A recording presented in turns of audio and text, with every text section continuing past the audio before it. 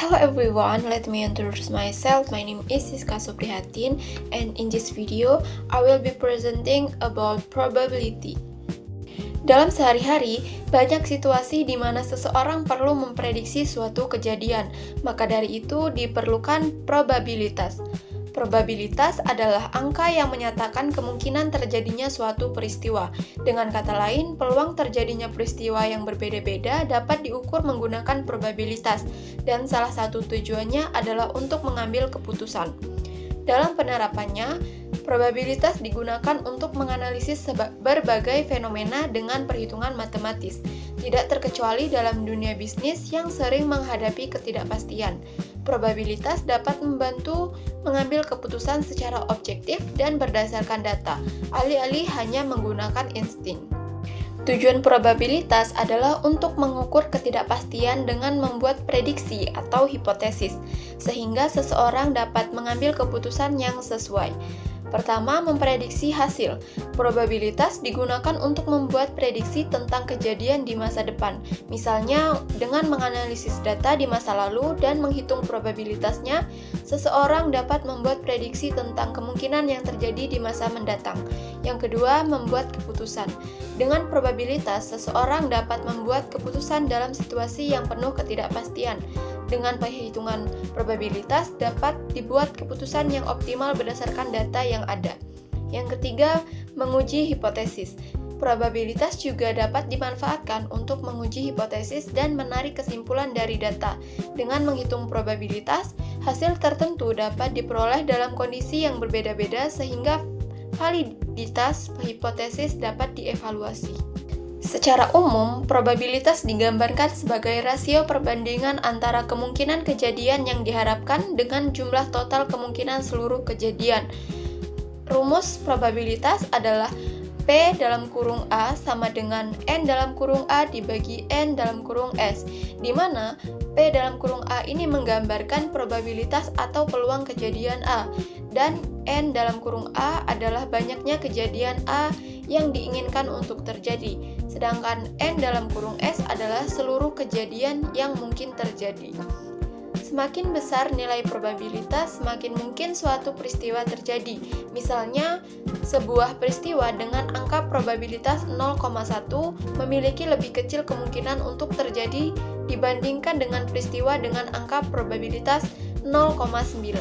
Berdasarkan OpenStack College, terdapat dua aturan dasar probabilitas, yaitu aturan penjumlahan dan aturan perkalian. Yang pertama, aturan penjumlahan. Aturan ini mencari kemungkinan terjadinya salah satu dari dua peristiwa yang terjadi bersamaan.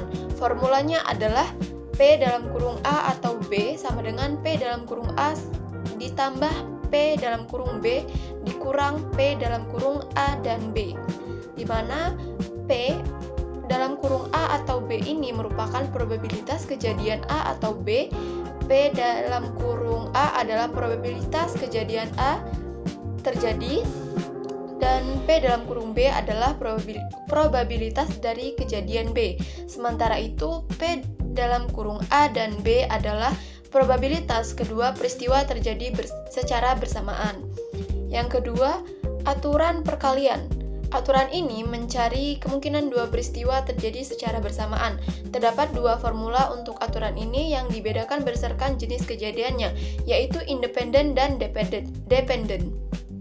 Apabila dua kejadian tersebut independen, berarti dua kejadian tersebut tidak saling mempengaruhi satu sama lain. Sebaliknya, bila terjadi dua kejadian dependen, kejadian tersebut saling mempengaruhi. Untuk kejadian independen, formulanya adalah P dalam kurung A dan B yang menyatakan probabilitas kejadian A dan B terjadi bersamaan, sama dengan P dalam kurung A yang menyatakan probabilitas kejadian A dan dikali P dalam kurung B yang menyatakan probabilitas kejadian B. Sementara itu, formula aturan perkalian untuk kejadian dependen adalah P dalam kurung A dan B sama dengan P dalam kurung A dikali P dalam kurung B garis A.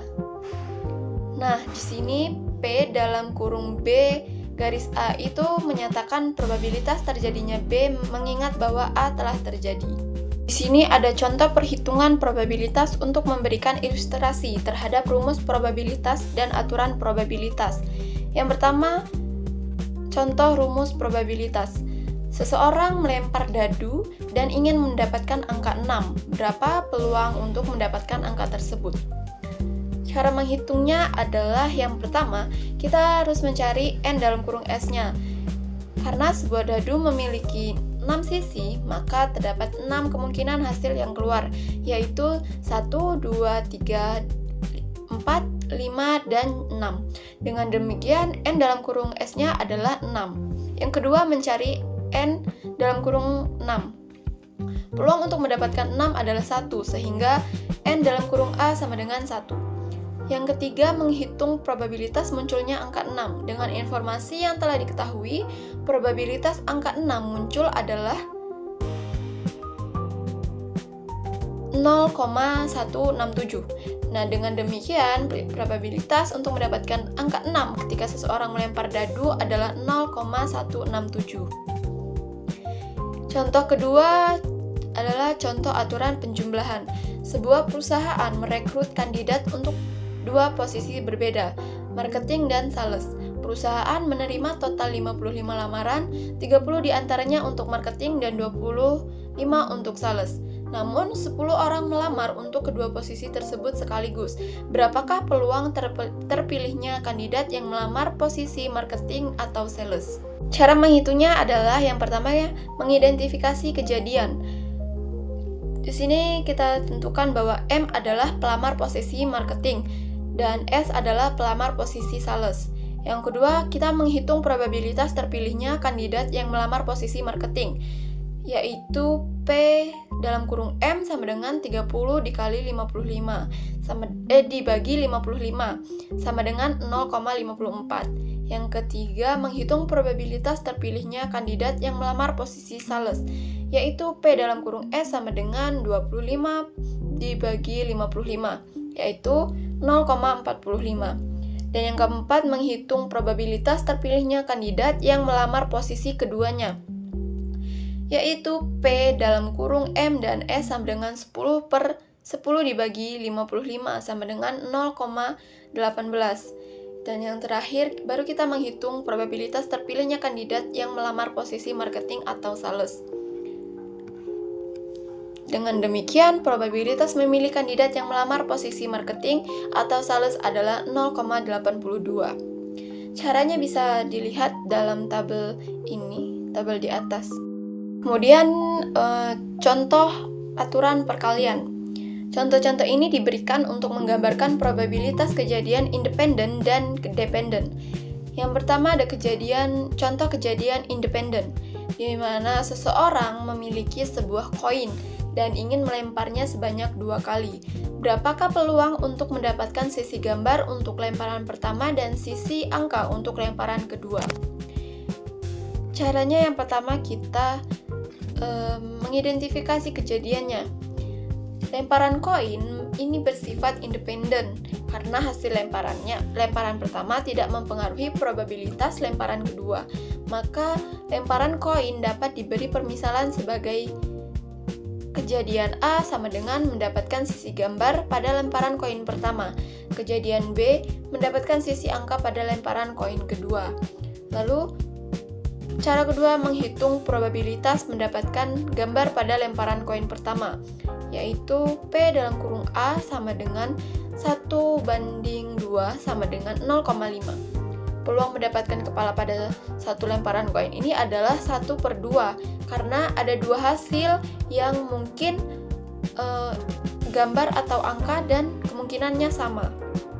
Yang ketiga, menghitung probabilitas mendapatkan angka pada lemparan koin kedua, sama seperti lemparan koin pertama, yaitu 0,5.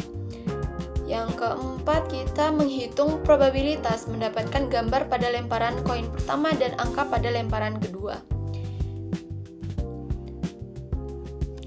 Dengan hasil ini, ada kemungkinan adalah 0,25 mendapatkan gambar pada lemparan koin pertama dan angka pada lemparan koin kedua.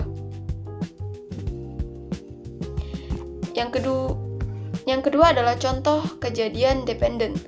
Seseorang memiliki toples yang berisi 4 kelereng merah dan 6 kelereng biru. Dia ingin secara acak mengambil 2 kelereng dari toples tersebut. Berapakah peluang untuk mendapatkan kelereng merah pada pengambilan pertama dan kelereng biru pada pengambilan kedua? Yang pertama, kita harus mengidentifikasi kejadiannya. Perlu diperhatikan lagi bahwa kejadian B bergantung pada kejadian A, karena hasil pengambilan pertama mempengaruhi probabilitas pengambilan kedua, sehingga didapatkan A sama dengan mengambil kelereng merah pada pengambilan pertama, B garis A sama dengan mengambil kelereng biru pada pengambilan kedua setelah pengambilan kelereng merah pada pengambilan pertama. Yang kedua, kita menghitung probabilitas terambilnya kelereng merah pada pengambilan pertama, yaitu P dalam kurung A sama dengan 4 dibagi 10 sama dengan 0,4. Probabilitas terambilnya kelereng merah pada pengambilan pertama adalah 0,4. Yang ketiga, kita menghitung probabilitas terambilnya kelereng biru pada pengambilan kedua. Jika pada pengambilan pertama diambil kelereng merah, maka sekarang tersisa 3 kelereng merah dan 6 kelereng biru di dalam toples, sehingga P dalam kurung B garis A-nya sama dengan 6 bagi 9 sama dengan 2 bagi 3 dibagi 2 lagi, jadi hasilnya 2 bagi 3 sama dengan 0,67. Jadi probabilitas terambilnya kelereng biru pada pengambilan kedua setelah pengambilan kelereng merah pada pengambilan pertama adalah 0,67. Dengan demikian, probabilitas terambilnya kelereng merah pada pengambilan pertama bisa kita lihat, dan kelereng biru bisa kita lihat pada gambar di atas adalah 0,27. Okay, thank you very much for your attention and time. See you in the next video.